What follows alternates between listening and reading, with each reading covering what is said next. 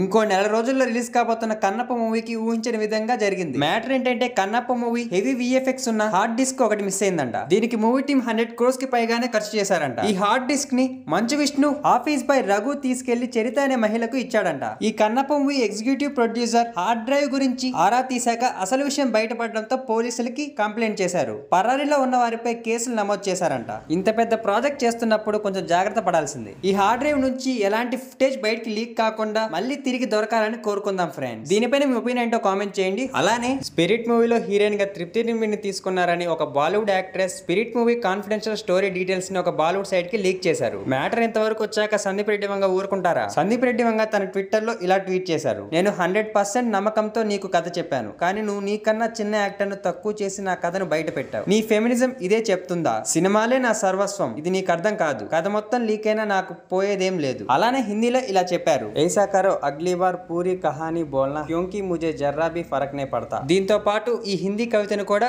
ఆయన ట్వీట్ చేశారు. దీనిపైన మీ ఒపీనియన్ ఏంటో కామెంట్ చేయండి. Hope you like the short friends. Please like and subscribe to it me channel. Thanks for watching friends.